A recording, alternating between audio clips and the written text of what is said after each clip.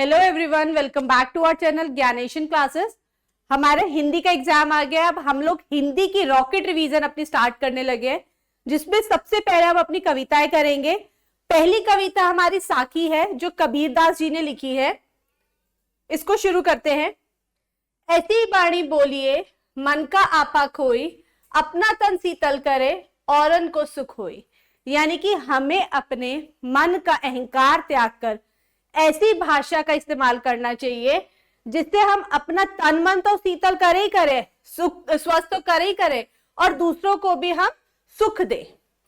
कस्तूरी कुंडली बसे मृग ढूंढे बन माही, ऐसी घटी घटी राम है दुनिया देखे नाही।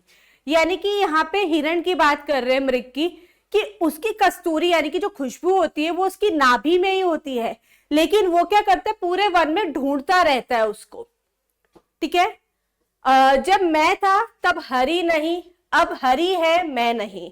यानी कि जब अहंकार था, मेरा अहंकार था, तब हरि नहीं थे, भगवान नहीं थे। अब भगवान है, मैंने उनको पूछना शुरू करा, उनके बारे में सोचना शुरू करा है, तो मेरा अहंकार खत्म हो गया है। सब अंधियारा मिटी गया जब दीपक देखा माही। यानी कि जितना भी अंधकार था वो सब मिट गया जैसे ही मेरे मन में जो है राम नाम की एक ज्योति जली, वैसे सारा मेरा अहंकार जो था वो सब खत्म हो गया। सुखिया सब संसार है खाए अरु सोवे, दुखिया दास कबीर है जागे अरु रोवे। अब यहाँ पे कबीरदास जी कहते हैं कि सुखी तो पूरा संसार है, सिर्फ कबीरदास जी जो है वो दुखी है। क्यों दुखी है वो कहते हैं कि संसार जो है खाता है सो जाता है, सुखी है, पर मैं जो हूं वो भगवान के विलीन में, यानी कि भगवान को पाने के उसमें दुख में जो है जाग रहा हूं, उसमें मैं जो है सो नहीं पा रहा हूं। आगे चलते हैं। बिरा भुवंगम तन बसे मंत्र न लागे कोई, राम वियोगी ना जीवे जीवे तो बौरा होई। यानी कि भगवान के बिछड़ने से, यानी कि राम नाम ना मिलने से जो है वो क्या कहते हैं, हम बिरा भुवंगम हो जाते हैं, यानी कि उस सांप की तरह जो है लौटने लगते हैं, जो मतलब उसकी तरह जो है हम सांप की तरह जो है लौटने लगते हैं। हमें किसी भी चीज का सुध-बुध नहीं रहता है, कोई भी दवा जो है काम नहीं करती। और अगर हम राम के वियोग में जीते भी हैं तो हम बौरा हो जाते हैं, यानी कि पागलों जैसे हो जाते हैं भगवान के बिछड़ने पे। निंदक नेड़ा राखिए आंगनी कुटी बंधाई, बिन साबण पानी बिना निर्मल करे सुभाई। यानी कि जो हमारे निंदक हैं, निंदक कौन होते हैं, जो हमारी निंदा करते हैं, हमें हर चीज पे जो है टोकते हैं, हमें हमारी गलतियों का एहसास दिलाते हैं। तो कबीरदास जी यहाँ पे कहते हैं कि हमें ऐसे जो निंदा करते हैं हमारी, उनको अपने पास रखने चाहिए। हो सके तो उनकी कुटी अपने आंगन में बनवा लेनी चाहिए। जैसे बिना साबुन बिना पानी के कोई भी मैल नहीं उतर सकती, ऐसे हम जो है अपने निंदक के बिना, जो हमें हमारी गलतियां बता रहे हैं, उनके बिना जो है अपने आप को अच्छा नहीं कर सकते। आगे, पोथी पढ़ी पढ़ी जग मुआ पंडित भया न कोई। यानी कि पोथी, यहाँ पे मोटी मोटी किताबों के बारे में बात कही गई है। मोटी मोटी किताबें पढ़कर भी जो है पूरे जग ने पढ़ी, लेकिन कोई भी जो है पंडित नहीं बन पाया। एके आशीर पीव का पढ़े सुपंडित हुई। लेकिन एक एक नाम अगर हम भगवान का जपते जाए, ठीक है, तो हम क्या बन जाएंगे, हम पंडित बन जाएंगे। यानी कि जो अच्छी चीजें हैं अगर हम उनका जाप करेंगे तो हम पंडित भी बन सकते हैं, यानी कि ज्ञानी बन सकते हैं। यहाँ पे पंडित मतलब ज्ञानी बन सकते हैं हम घर जालिया आपना लिया मुराड़ा हाथी, अब घर जालो तास का जे चले हमारे साथी। उन्होंने कहा है कि हमने अपना घर जला लिया उस लकड़ी की मशाल से, ठीक है, उस लकड़ी की मशाल से जो है हमने अपना घर जला लिया। अब उनका घर जलाने की बारी है, जो हमारे साथ एक अच्छाई के ज्ञान के मार्ग पे चलना चाहते हैं। अब हम उनका घर जलाएंगे। ठीक है, तो ये थी हमारी पोएम 1। हम चलते हैं हमारी नेक्स्ट पोएम पे। नेक्स्ट है हमारी पद मीरा के।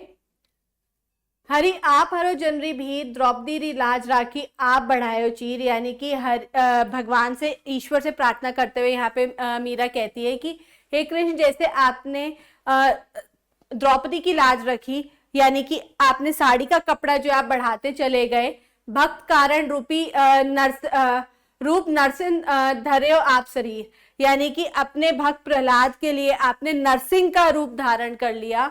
बूढ़तो गजराज राख्यो काटी कुंजन पीर, यानी कि बूढ़े गजराज के जो हाथियों के जो राजा थे एरावत को, उन्होंने मगरमच्छ के चुंगल से बचाया था।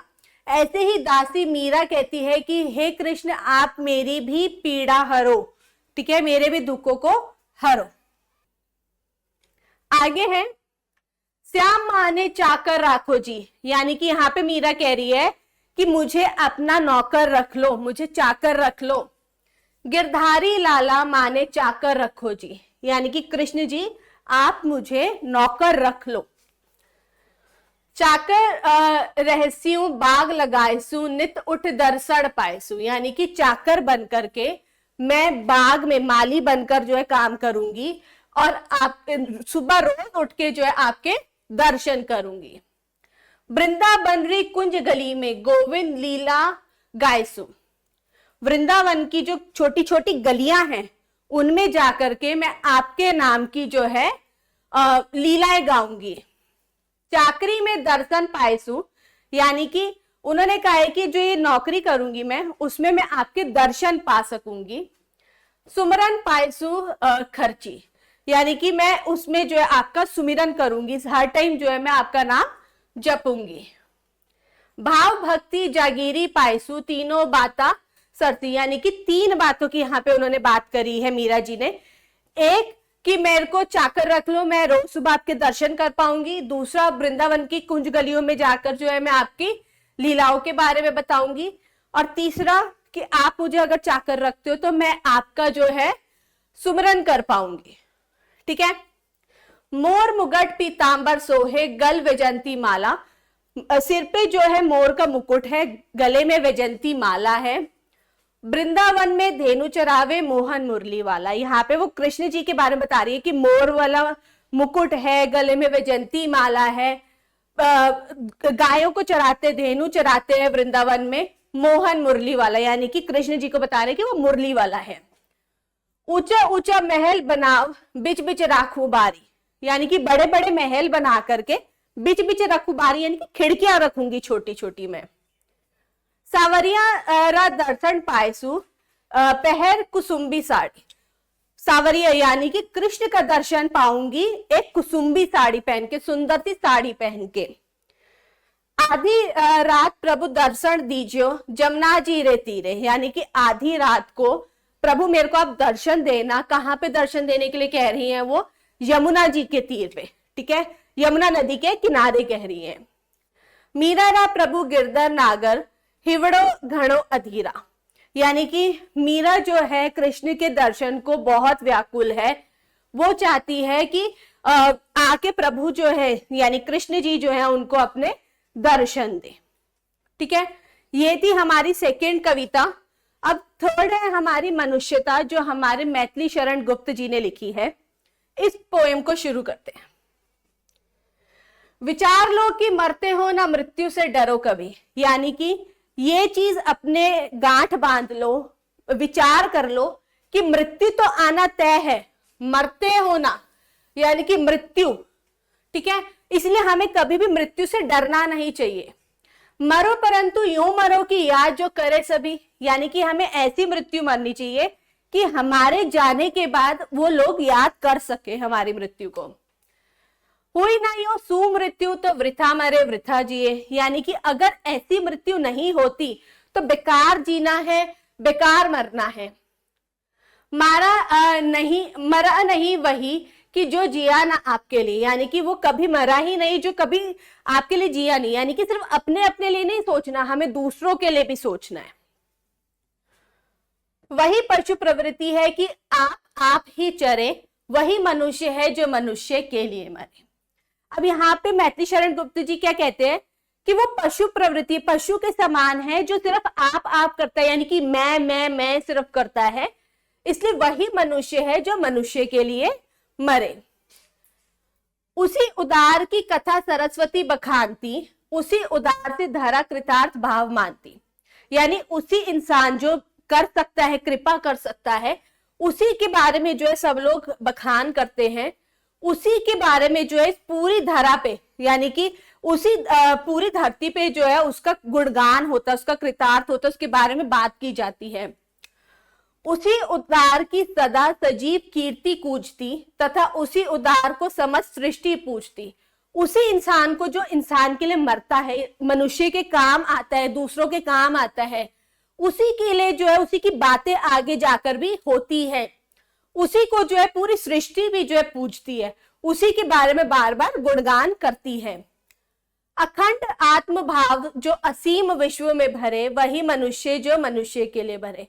यानी कि यहाँ पे वो कह रहे हैं कि अपने अंदर जो है पूरे विश्व के लिए एक अखंड भाव भर ले कि हम लोग जो है कभी अलग नहीं हो सकते, हम एक दूसरे के लिए कुछ काम कर सकते हैं।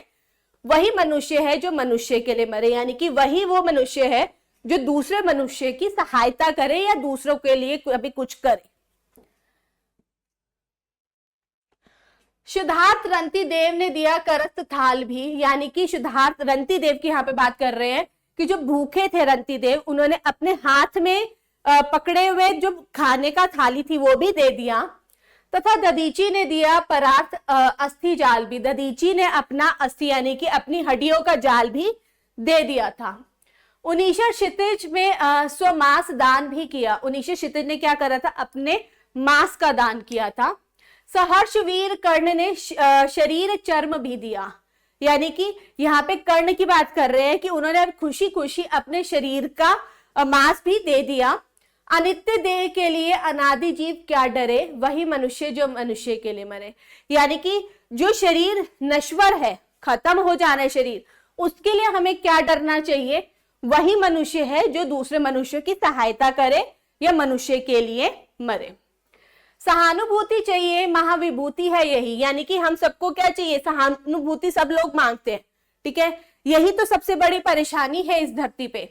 वशीकृता सदैव है बनी हुई स्वयं ही, यानी कि यही जो है धरती पे यही चीज परंपरा जो है चलती आ रही है, यही जो एक सबसे बुरा प्रभाव डाल रही है। विरुद्ध भाव बुद्ध की का दया प्रवाह में बहा, यानी कि जब बुद्ध ने अगेंस्ट जाकर के कहानी करी थी तो तब भी जो है उन्होंने सबको दया बांटने की कोशिश करी। विनीत लोक वर्ग क्या ना सामने झुका रहा, यानी कि ये पूरा लोक वर्ग भी जो है सामने नहीं झुक पाया है किसी के आगे आके। वही उदार है परोपकार जो करे, वही उसी के बारे में गुणगान है जो परोपकार करता है, काइंड नेचर है जिसका, जो दूसरों के लिए कुछ दया भाव करे। वही मनुष्य है जो मनुष्य के लिए मरे, यानी कि मनुष्य वही है जो दूसरों की मदद करे या दूसरों के लिए मरे। रहो न भूल के कभी मदांध तुच्छ वित्त में, सनात जान आपको करो न गर्व चित्त में, यानी कि इस चीज की भूल में मत रहो कि ये जो पैसा है वो कुछ है, संसार में सिर्फ पैसा ही कुछ नहीं होता। सनात जान आपको करो न गर्व चित्त में, यानी कि अपने आप को सनात जान करके अपने ऊपर गर्व मत करो। सनात यानी कि ये मत सोचो कि भाई मेरे पास मेरे माँ बाप हैं या कुछ है, या मेरे माँ बाप है, मेरे पेरेंट्स है, दूसरे के पास नहीं है, तो ये जान के अपने ऊपर गर्व मत करो। अनाथ कौन है यहाँ, त्रिलोकनाथ साथ है, यहाँ पर कोई भी अनाथ नहीं है। किसी के अगर पेरेंट्स नहीं तो उसके साथ भगवान है। दयालु दीन बंधु के बड़े विशाल हाथ है, यानी कि उस ईश्वर के बहुत बड़े हाथ है, वो सबको रख सकता है अपने पास। अतीव भयाहीन है अधीर भाव जो धरे, यानी कि वो बहुत भाग्यहीन लोग हैं जो अपने मन में जो है ना अधीर भाव धरे, यानी कि दूसरों के लिए बुरा सोचने का भाव रखते हैं मन में। वही मनुष्य है जो मनुष्य के लिए मरे, यानी कि मनुष्य तो आखिर वही है ना जो दूसरों के लिए मरता है, जो दूसरों की सहायता करता है। अनंत अंतरिक्ष में अनंत देव हैं खड़े, यानी कि उस पूरे ब्रह्मांड में अनंत अंतरिक्ष के अंदर अनंत देव खड़े हुए हैं। समक्ष ही स्वबाहु जो बढ़ा रहे बड़े बड़े, यानी कि जो दूसरों के लिए अपनी बड़ी बड़ी भुजाएं फैला रहे हैं। परस्पर अवलंब से उठो तथा बढ़ो सभी, यानी कि सब लोग इकट्ठे उठो और बढ़ो सब मिलकर आगे। अभी अमर्त्य अंक में अपंक हो चढ़ो सभी, यानी कि अभी मृत्यु की गोद में जाना है तो इसलिए बढ़ो चढ़ो आगे सब मिलकर चलो। रहो ना यहाँ की एक से ना काम और का सरे, मतलब ऐसे मत रहो कि एक का काम हो और औरों के लिए कुछ ना हो सके। वही मनुष्य है जो मनुष्य के लिए मरे, यानी कि मनुष्य तो आखिर वही है जो दूसरों की सहायता करे या मनुष्य के लिए मरे। मनुष्य मात्र बंधु है, यही बड़ा विवेक है, यानी कि हम एक दूसरे के दोस्त है, बंधु हैं, ठीक है। यही सबसे बड़ी हमारी बुद्धि है, विवेक है, हम ये जान सकते हैं। पुराण पुरुष स्वयंभू पिता प्रसिद्ध एक है, यानी कि ये चीज प्रमाण है, ये चीज सिद्ध कर लो कि एक ही पिता है सबका। फलानुसार कर्म के अवश्य बाह्य भेद है, लेकिन यहाँ पर अगर हम फल के अनुसार देखें ना तो वो चीजें अलग अलग ही हैं। फल के अनुसार सब में भेद जरूर है, परंतु अंतरैक्य में प्रमाणभूत वेद है, यानी कि उस जो अंतरिक्ष है उसमें जो है प्रमाणित चीजें जो है वो भी अलग अलग है। अनर्थ है कि बंधु ही न बंधु की व्यथा हरे, वही मनुष्य जो मनुष्य के लिए मरे।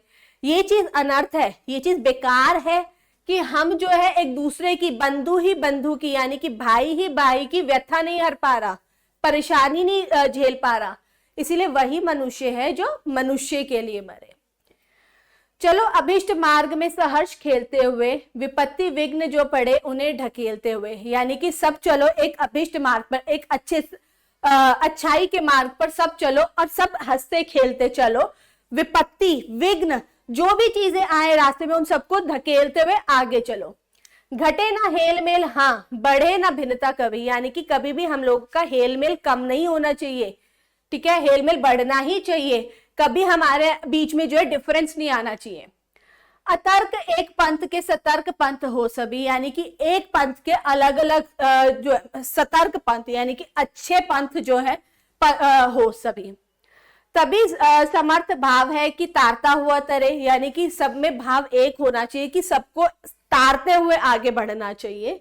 वही मनुष्य है जो मनुष्य के लिए मरे, यानी कि वही मनुष्य जो दूसरों के लिए कुछ काम करता है या दूसरों के लिए आगे बढ़ता है, ठीक है। तो ये थी हमारी मनुष्यता पोएम। आगे चलते हैं हमारी फोर्थ पोएम के ऊपर, पर्वत प्रदेश में पावस, जो हमारे सुमित्रा नंदन पंत ने लिखी है।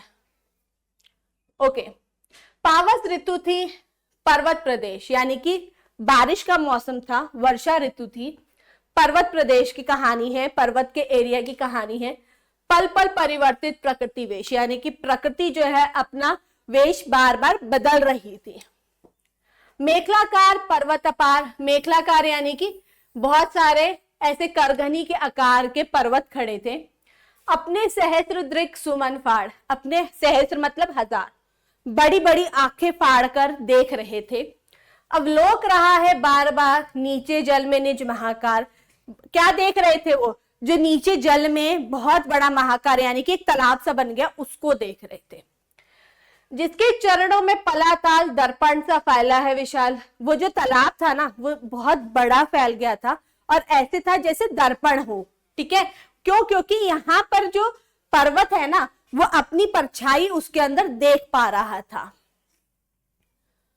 गिरी का गौरव गाकर झरझर, मद में नस नस उत्तेजित कर, यानी कि जो पहाड़ों का जो है गौरव गान गा रहे हैं, ऐसे जैसे हमारे नसों में जो है नशे की तरह भर गया है, वो जो हमें बताने की कोशिश कर रहे पहाड़ों का सुमित्रा नंदन पंत, वो ऐसे जैसे हमारे अंदर नशा भरता जा रहा है।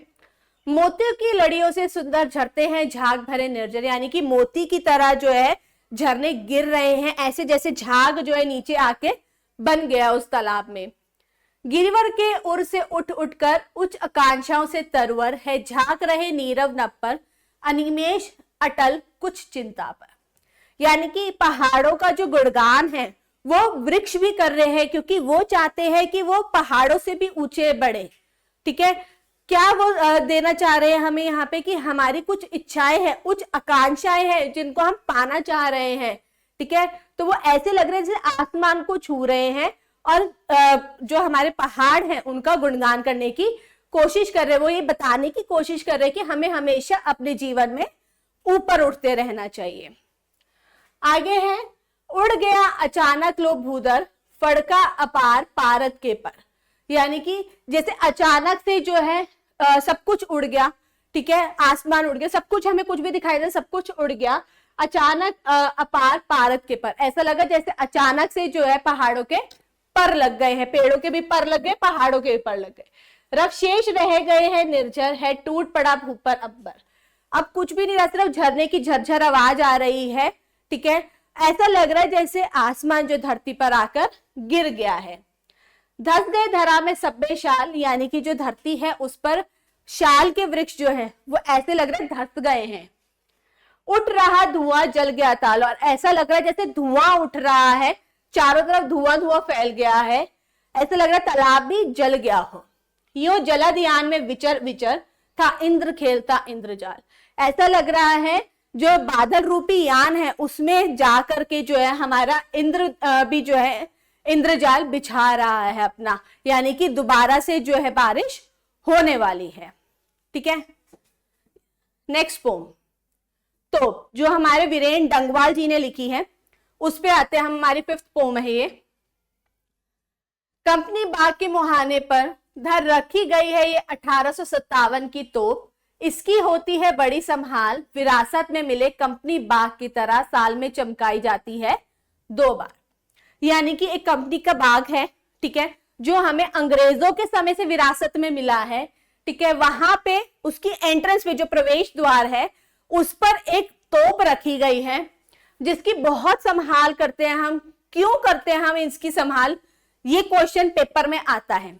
इसकी संभाल हम इसलिए करते हैं ताकि हमें ये याद रहे कि हम उस समय पे 1857 में क्या कैसे हम लोग लड़े, जो हमारे पूर्वज थे वो कैसे लड़के आए, कैसे हम जो है उस चीजों से और ज्यादा जो है अपने अंदर ले सकते हैं कि भाई हाँ हमें भी ऐसे संघर्ष करना है जीवन में।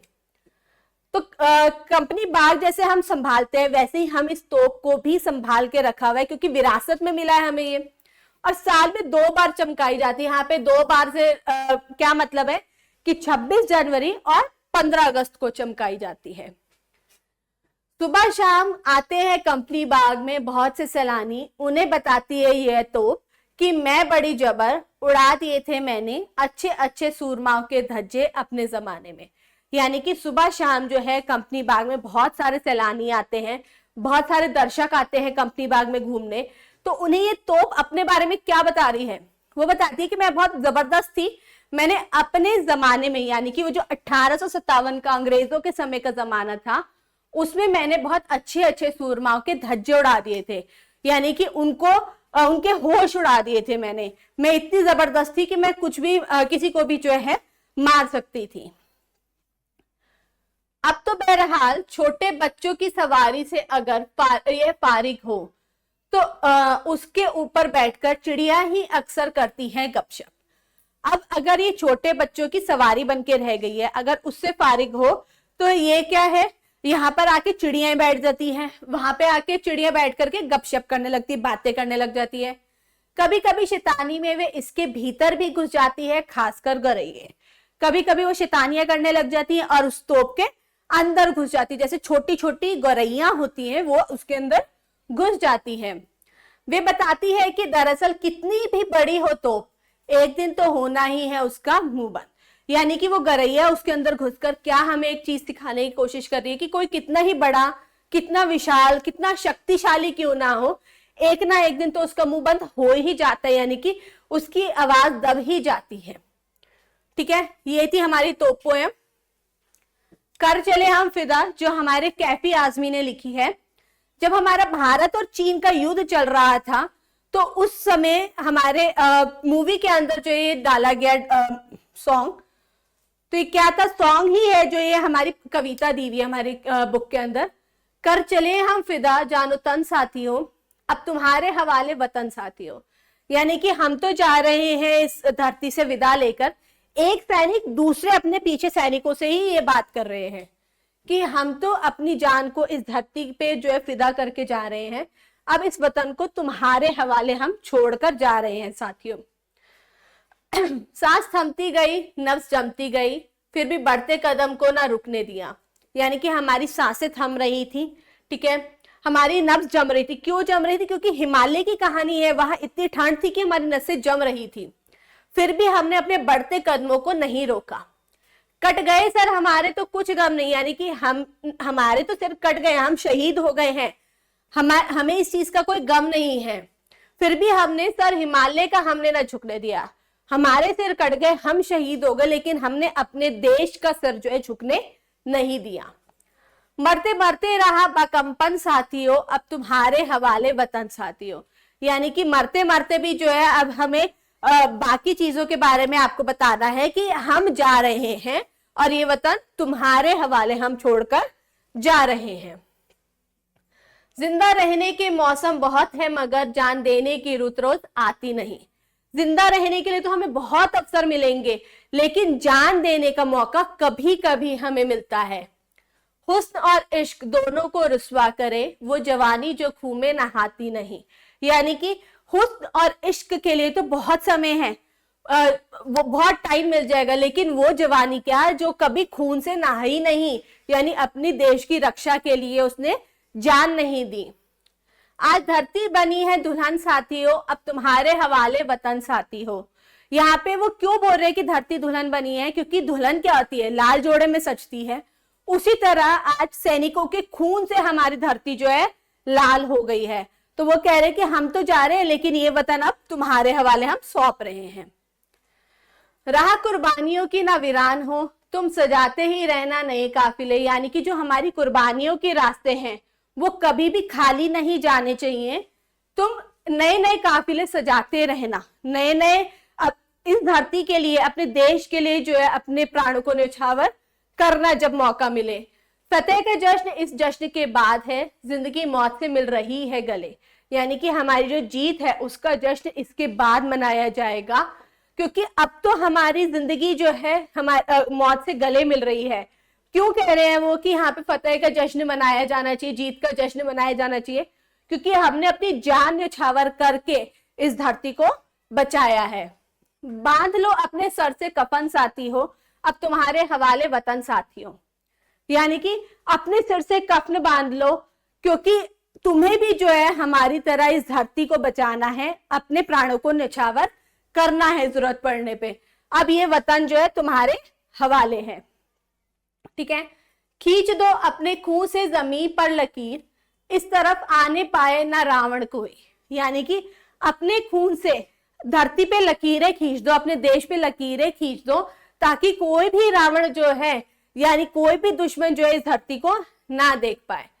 तोड़ दो हाथ अगर हाथ उठने लगे, छू ना पाए सीता का दामन कोई। यानी कि अगर कोई हाथ उठाने की कोशिश करे, कोई दुश्मन आने की अटैक करने की कोशिश करे, तो उसके हाथ वहीं तोड़ दो, वहीं रोक दो उसको, ताकि कोई भी हमारी सीता का या हमारी धरती का दामन जो है छू ना पाए, धरती हमारी छू ना पाए हमारे देश की धरती को।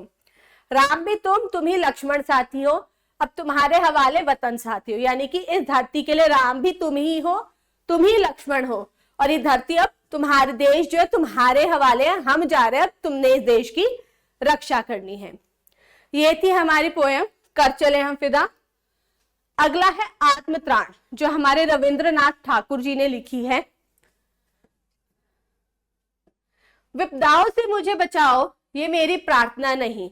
यहाँ पे रविंद्रनाथ जी जो है ईश्वर से प्रार्थना कर रहे हैं। वो कह रहे हैं कि मुझे विपदाओं से बचाओ, परेशानियों से बचाओ, मैं ये नहीं चाहता, मेरी ना ये प्रार्थना है, केवल इतना हो करुणामय, कभी ना विपदाओं में पाऊं भय। यानी कि सिर्फ इतना हो ईश्वर कि कभी भी अगर मुसीबत आए, विपदा आए, तो उसमें मेरे को कभी डर ना लगे।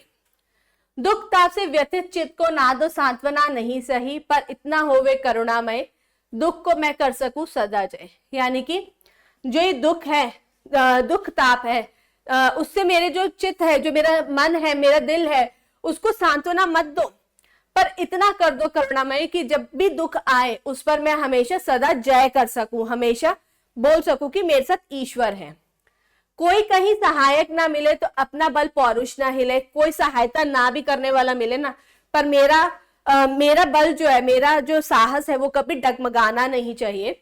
हानि उठानी पड़े जगत में, लाभ अगर वंचना रही, तो भी मन में ना मानू शय। यानी कि मुझे हानि भी उठानी पड़े, लाभ ना भी मिले, कम भी मिले, तो भी मैं अपने अंदर शय ना मानू, यानी कि डर ना मानू, किसी चीज का भय ना मानू।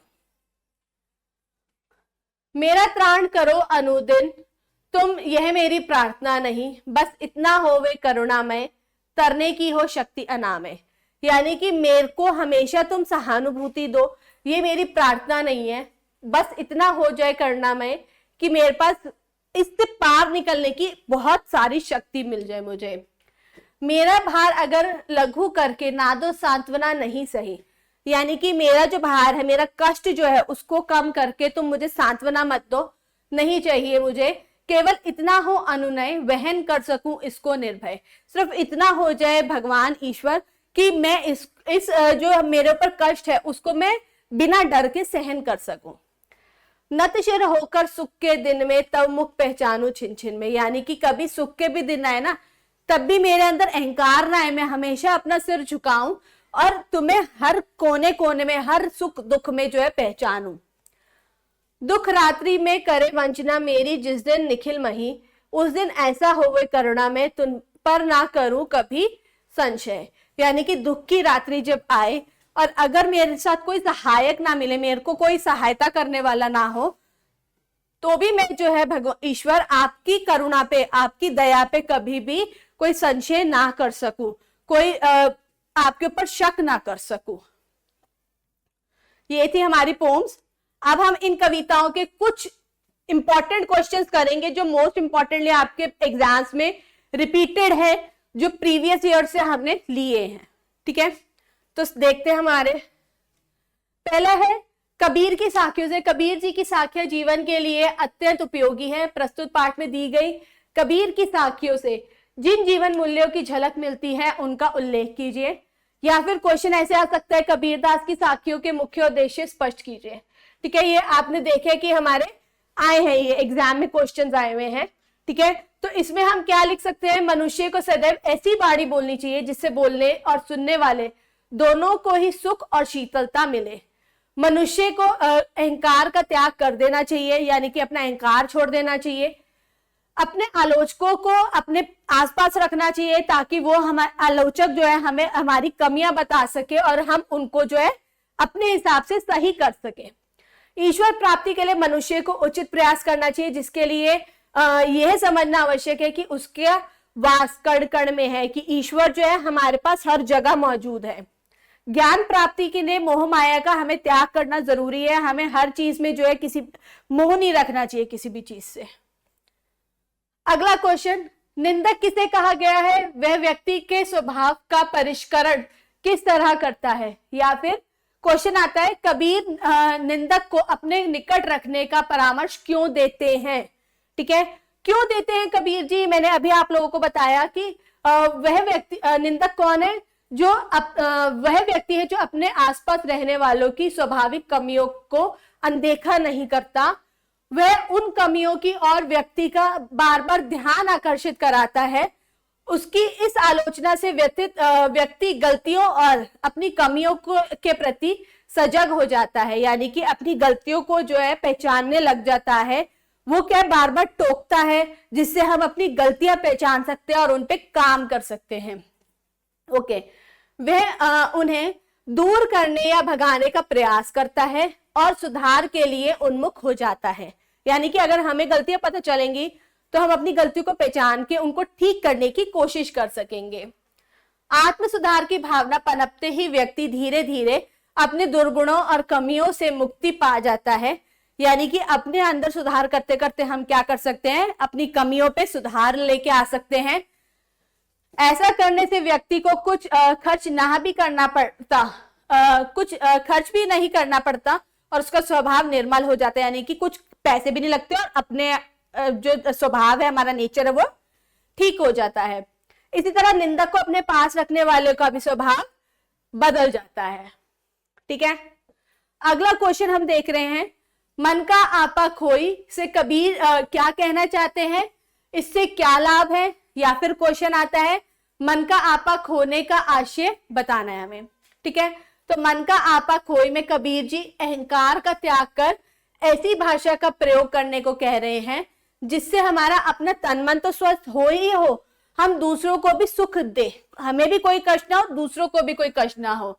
क्योंकि जब हम मीठी वाणी का प्रयोग करते हैं तो हमारे मन का अहंकार खत्म हो जाता है, जिससे हमारे तन को शीतलता मिलती है और सुनने वाले को भी सुख मिलता है, यानी कि खुशी मिलती है। इसलिए सदा दूसरों को सुख पहुंचाने वाली व अपने को भी शीतलता प्रदान करने वाली वाणी बोलनी चाहिए, जिससे हमें भी सुख मिले और दूसरों को भी सुख मिले, यानी कि अपना अहंकार हमें खत्म करना चाहिए। अगला क्वेश्चन, कबीर के अनुसार व्यक्ति अपने स्वभाव को निर्मल कैसे रख सकता है?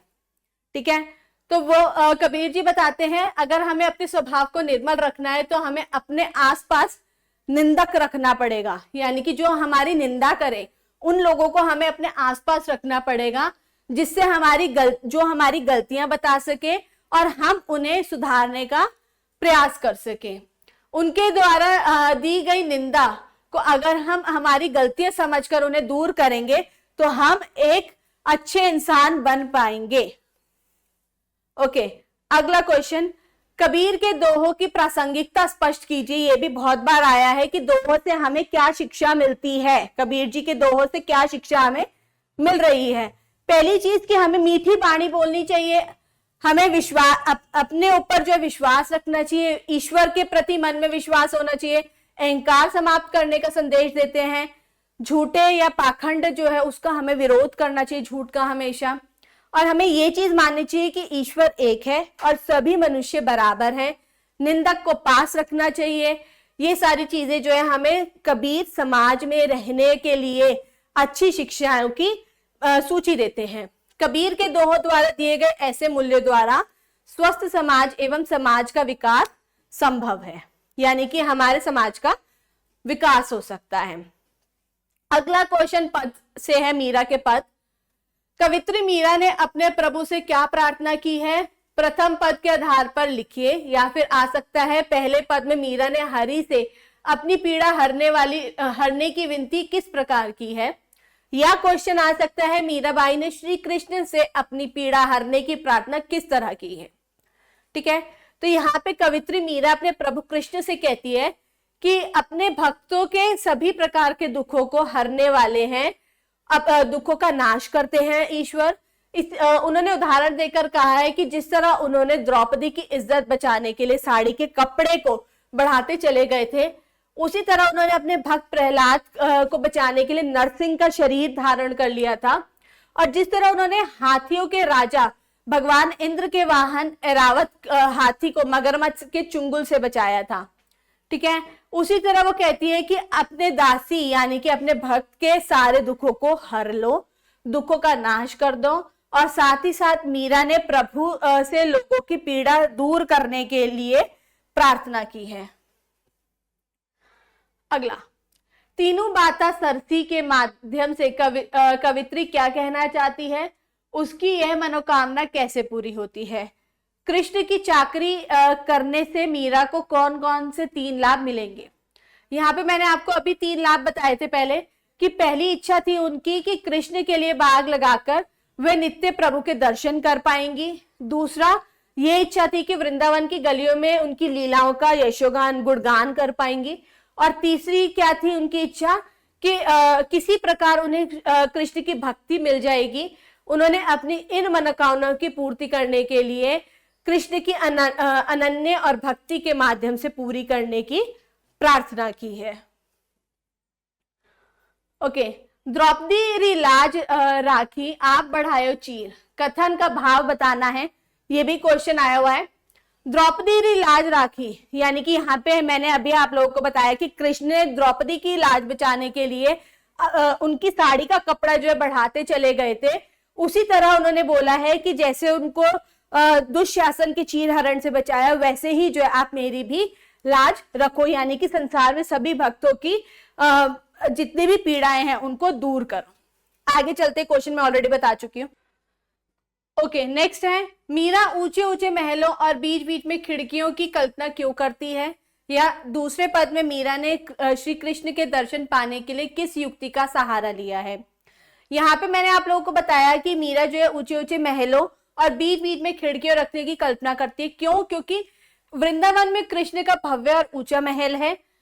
वह इस महल के बीचों बीच सुंदर फूलों से सजी फुलवारी बनाना चाहती हैं, बगीचा बनाना चाहती हैं, ताकि जब भी कृष्ण अपनी गायों को चराने के लिए वहां आए तो उन फूलों से सजी फुलवारी को देखकर खुश हो जाए और मीरा खिड़कियों से उनके मोहित करने वाले रूप के दर्शन कर सके, यानी कि उनको खुश देख सके उन खिड़कियों से।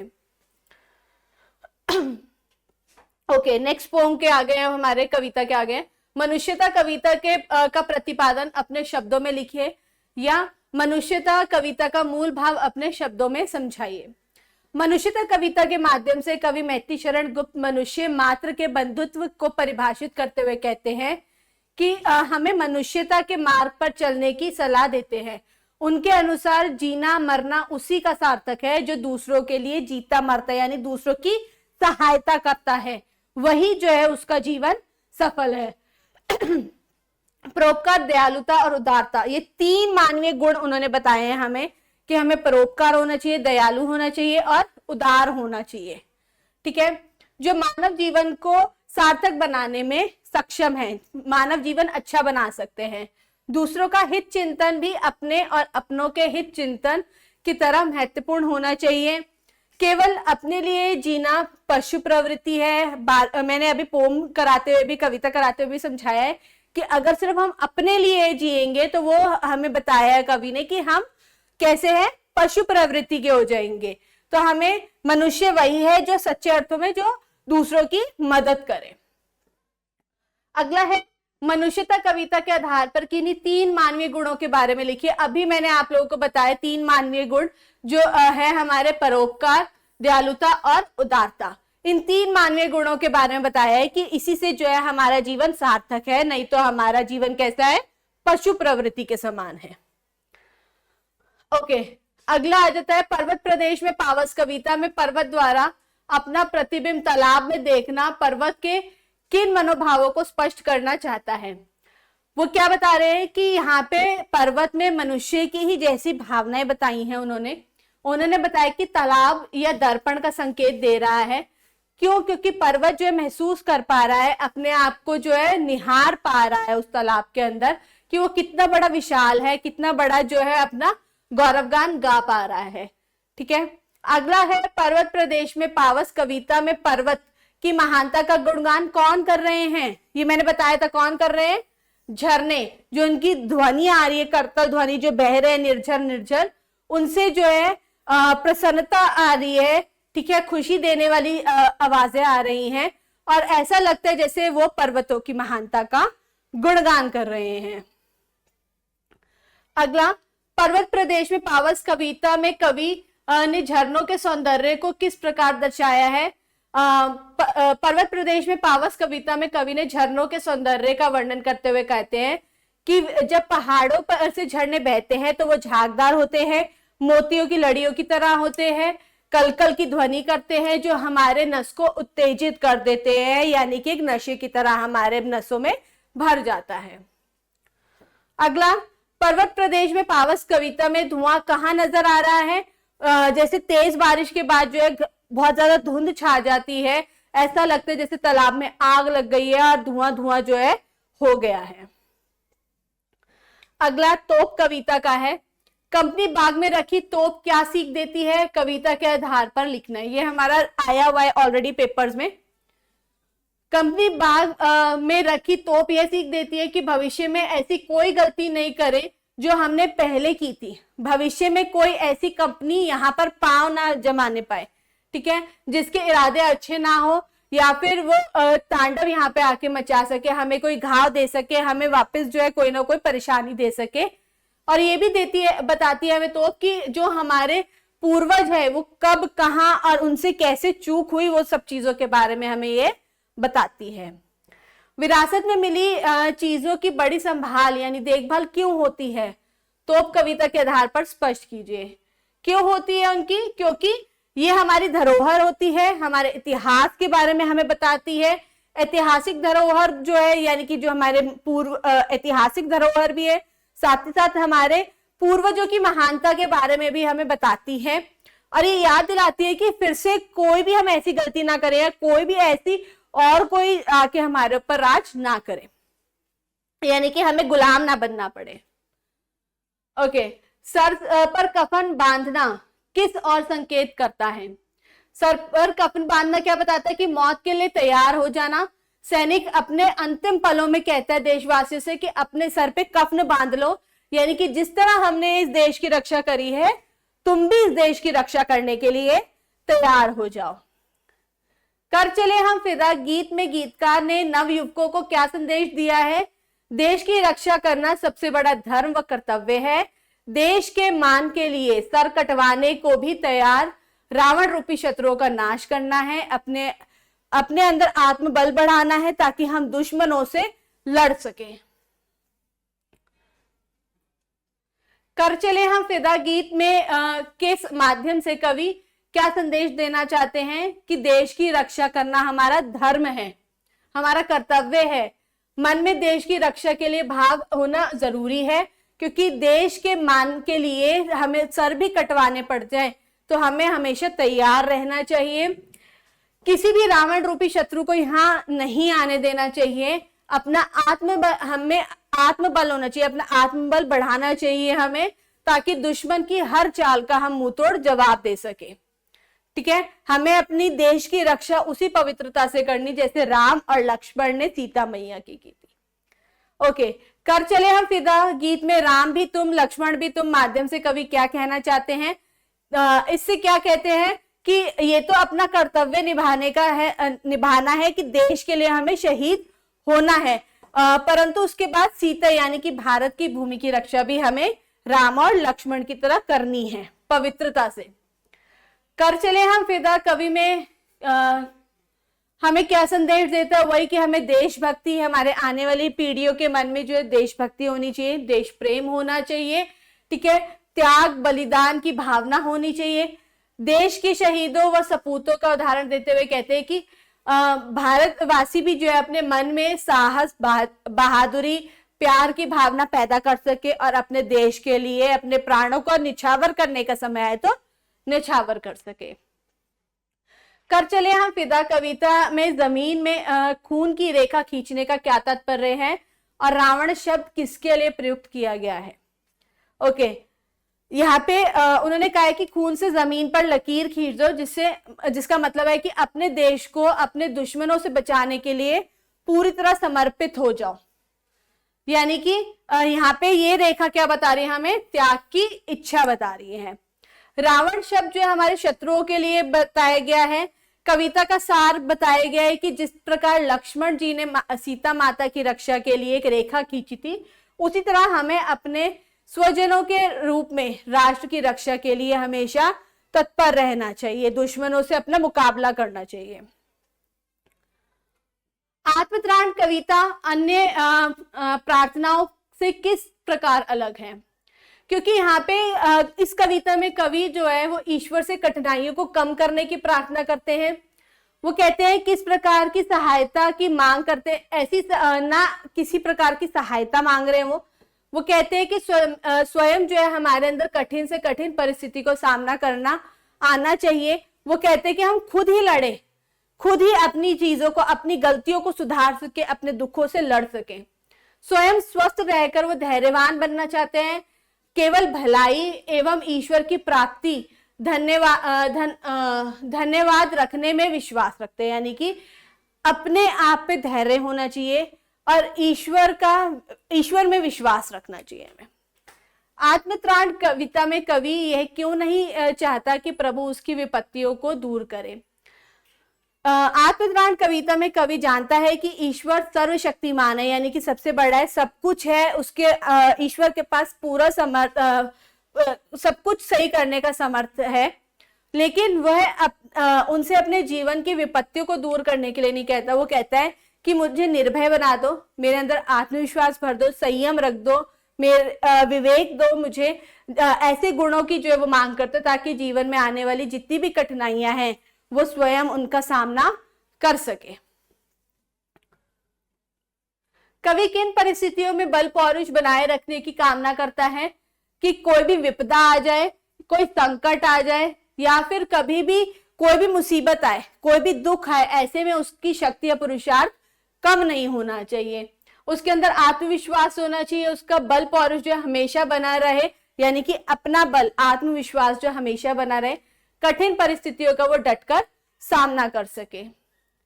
जीवन में विजय पाने के लिए कवि ने कौन सा मार्ग सुझाया है? कवि कहता है कि यदि हमें जीवन में सफल होना है तो हमें ईश्वर से शक्ति और सामर्थ्य की कामना करनी चाहिए, यानी कि हम एक सामर्थ्य बन सके, शक्ति मिल सके। हमें संघर्ष स्वयं ही करना होगा, ईश्वर को दुख में ही नहीं बल्कि सुख में भी याद करना होगा, ताकि हमारे मन में कभी भी कोई भी संदेह ना आ सके ईश्वर के प्रति। तो ये थे हमारे सारी कविताएं और उनके जितने भी इंपॉर्टेंट प्रीवियस ईयर के क्वेश्चंस थे, ये आज हमने वो सारे करे हैं। तो आगे में क्वेश्चन आंसर्स जो है हम लोग इंपॉर्टेंट क्वेश्चन आंसर्स हमारे गद्य खंड के भी देंगे हम, और हमारी संचयन बुक के भी देंगे। तब तक के लिए धन्यवाद।